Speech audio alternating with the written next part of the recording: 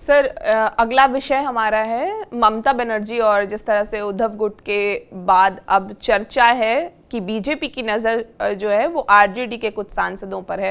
हालांकि अभी इसकी कोई पुष्टि नहीं हुई है, लेकिन सियासी गलियारों में जिस तरह से चर्चा है, हालांकि 4 सांसद ही हैं आरजेडी के, अभय कुशवाहा, सुधाकर सिंह को लेकर ये कहा जा रहा है कि इन नामों में सबसे ज़्यादा जो है वो अभय कुशवाहा और सुधाकर सिंह को लेकर है। वजह ये बताई जा रही है कि ये दोनों नेता की अपनी जो है वो अलग राजनीतिक महत्वाकांक्षा रही है और एनडीए से पुराने रिश्ते भी रहे हैं और आरजेडी के अंदर उनकी नाराजगी की बातें गाहे बगाहे सामने आती रही है। वहीं मीसा भारती को लेकर ये हो रहा है कि वो तो लालू यादव की बेटी है और सुरेंद्र यादव को फिलहाल मजबूत और वफादार चेहरा माना जा रहा है। तो बीजेपी का बड़ा लक्ष्य संसद में जिस तरह से अपनी संख्या बल बढ़ाना है, तो क्या बीजेपी का जो अगला ऑपरेशन है वो क्या आरजेडी पर केंद्रित है? जिस तरह से विमेन रिजर्वेशन बिल पास कराने को लेकर चर्चा हो रही है कि बीजेपी विपक्षी दलों में सेंधमारी कर रही है, तो क्या ये सिर्फ अटकलें हैं या इसके पीछे कोई ठोस राजनीतिक संकेत है, कोई ऐसे एंगल सच में नजर आ रहे हैं? देखिए, राजनीति में संभावनाएं तो बनी रहती है। इनके लोकसभा में 4 सांसद हैं और 3 इनके राज्यसभा में। तो बिल्कुल आपने सही कहा कि सुरेंद्र यादव जहानाबाद से सांसद हैं और मीसा भारती सांसद हैं पाटलिपुत्र से, लेकिन सुधाकर सिंह हैं बक्सर से हैं और औरंगाबाद से अभय कुशवाहा। अभय कुशवाहा तो पहले जेडीयू में ही थे और जेडीयू के काफी वफादार, लगातार जेडीयू उनको चुनाव लड़ाते रही है। इस बार वो आए आरजेडी में और आरजेडी ने औरंगाबाद से उनको टिकट दिया और वो चुनाव जीत गए। और जेडीयू में उनकी नजदीकियों को लेकर के, सरकार से मधुर संबंध को लेकर के भी बीच में चर्चा आई थी कि क्या कुशवाहा फिर घर वापसी कर सकते हैं या अपने घर में लौट सकते हैं। बिल्कुल, सम्राट चौधरी से जैसे उन्होंने मुलाकात भी की थी उसके बाद। हाँ, बिल्कुल बिल्कुल बिल्कुल। सम्राट चौधरी जी से जिस तरह से उनकी मुलाकात हुई थी, और चूंकि दोनों कुशवाहा जाति के ही हैं तो हो सकता है कि उनकी नजदीकियां बढ़ी होगी। कोई बड़ा पद, कोई बड़ा प्रलोभन की बात की गई होगी। चूंकि अभी आरजेडी में तो संघर्ष ही है, लेकिन सत्ता के साथ जब वो आते हैं तो वहां पर तो इनकी संभावना है कि आगे कुछ हो सकता है। तो अगर कोई वैसा आश्वासन इनको मिलेगा तो ये जा सकते हैं, लेकिन वही 2/3 से अधिक होंगे तभी तो अगर आरजेडी के 4 सांसद हैं, 2 भी तैयार हो जाएंगे तो क्या ये लोग इस्तीफा देंगे, क्या करेंगे? ऐसी स्थिति तो है नहीं। या कर सकते हैं कि हमें अलग बैठने की अनुमति दी जाए, कुछ इस तरह का अगर कोई संविधान में प्रोविजन निकाला जाएगा तभी तो कुछ कर सकते हैं। तो नजदीकियां तो बढ़ी हैं। सुधाकर सिंह के बारे में भी कहा जा रहा है कि उनको तो बीच में आरजेडी प्रदेश अध्यक्ष बनाए जाने की बात की जा रही है, लेकिन मुखर हैं, जगदानंद सिंह के बेटे हैं। लेकिन राजनीति में मैंने कहा ना कि विचारधारा से ज्यादा सत्ता का समीकरण से नियंत्रित होती है बहुत सारी चीजें। तो अगर सत्ता का प्रलोभन दिया जाएगा तो संभावना से इनकार कहाँ किया जा सकता है। कल ही जो उद्धव गुट के जो 9 सांसद थे, तो जब संजय राउत जी के यहाँ बैठक हुई, कितने सांसद होंगे? वहां भी तो 6 सांसद बैठने के लिए, अलग होने के लिए तैयार हैं। ऑपरेशन टाइगर की बात चल रही है।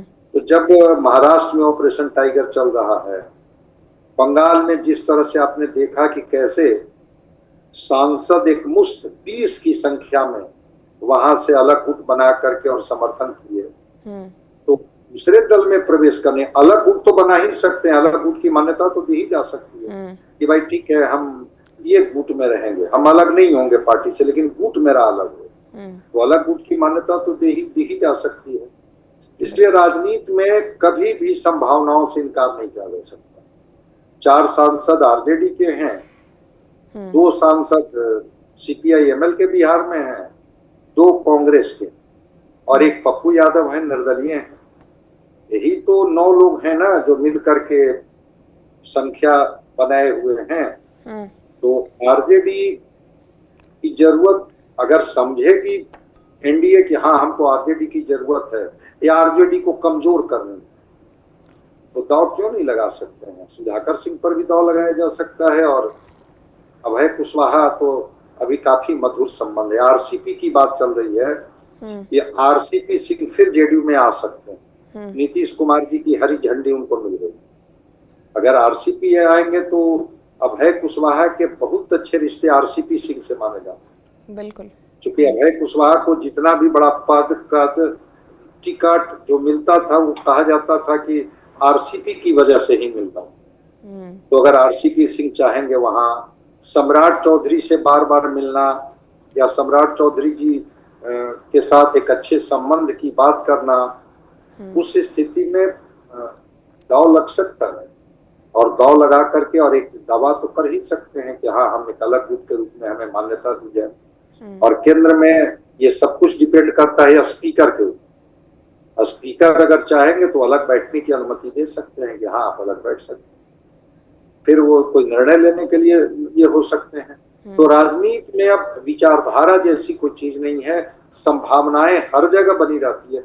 हम लोग तो परसों ही बात कर रहे थे ना झारखंड पर, कल तो चुनाव ही हुआ, कि क्या आरजेडी के विधायक जो हैं वो एनडीए समर्थित उम्मीदवार को वोट करेंगे, जबकि विचारधारा के स्तर पर भाजपा की विचारधारा और आरजेडी की विचारधारा में कोई तालमेल नहीं। लेकिन कल तो चीजें ही आ गई। सीपीआईएमएल जिसको लेफ्ट कहा जाता है, लेफ्ट की विचारधारा और राइट की विचारधारा दोनों उत्तर दक्षिण है, फिर भी सीपीआईएमएल के विधायकों ने वोट कर दिया परिमल नाथवानी को, जो एनडीए समर्थित उम्मीदवार थे। उम्मीदवार वो थे, समर्थन तो एनडीए का ही था। तो मतलब जब लेफ्ट राइट के साथ आ सकता है तो फिर आरजेडी के को लोग क्यों नहीं उनके साथ खड़े हो सकते हैं? और उनको जब कोई बड़ा लक्ष्य, बड़ा सपने, बड़ी उम्मीद, बड़ी जिम्मेवारी की बात की जाएगी कि अगर आप आते हैं तो आपको हम एक बड़ा दायित्व देंगे और आप इस तरह के समीकरण को देखिए, साधिए और बेहतर कीजिए। इसलिए राजनीति में संभावनाओं पर बिल्कुल हम भरोसा करते हैं कि संभावनाएं बनी रहती है, बची रहती है। देखते हैं क्या इसके परिणाम आते हैं, क्या ऐसा हो सकता है या ये सब बस जिसको कहते हैं ना कि कयासबाजी ही है, या चाहे ऐसी उम्मीद की जा रही है, ऐसे कयास लगाए जा रहे हैं कि महाराष्ट्र में हो सकता है, बंगाल में हो सकता है, तो फिर बिहार में भी क्यों नहीं हो सकता है? तो ये कयासबाजी है या इन कयासों में दम है? हम लोग कुछ दिन के बाद इस पर फिर और गंभीरता से बात करेंगे, तब तक थोड़ी तस्वीर और साफ हो जाएगी। बिल्कुल, वैसे इसकी जरूरत मुझे लगता नहीं है, क्योंकि जितनी सांसदों की जरूरत है सरकार चलाने के लिए एनडीए को, उतने सांसद उनके पास हैं। अब तो काफी हो गए हैं। हम लोग बात किए थे ना कि अब तो नीतीश कुमार जी और चंद्रबाबू नायडू भी बीजेपी को बार्गेन नहीं कर पाएंगे, क्योंकि अब उनके पास इतने सांसदों की संख्या हो गई है कि इन लोगों के बहुत नाराज हो जाने के बाद भी सरकार गिरने जैसी कोई बात नहीं करेगी। बिल्कुल। तो अगर इनके पास कंफर्टेबल मेजॉरिटी है सरकार बनाने के लिए, सरकार चलाने के लिए, फिर भी अगर उनको लगता है कि एक सिंबॉलिक एक मैसेज देने के लिए ही कि जब उनके टूट सकते हैं, टीएमसी के टूट सकते हैं, तो आपके भी सांसद टूट सकते हैं, अगर ये मैसेजिंग करना होगा तो बीजेपी ये ऑपरेशन बिहार में भी कर सकती है और संभावना इसकी है। देखते हैं ये संभावनाओं में कितना दम है या केवल कयास है, इस पर हम लोग फिर से बात करें। जिस तरह से 300 पार का आंकड़ा अभी बीजेपी के साथ है और कहा जा रहा है कि 2/3 का आंकड़ा का लक्ष्य है, और जिस तरह से चीज़ें चल रही है संभावनाएं कई हैं फिलहाल। सर बहुत शुक्रिया हमसे बातचीत करने के लिए।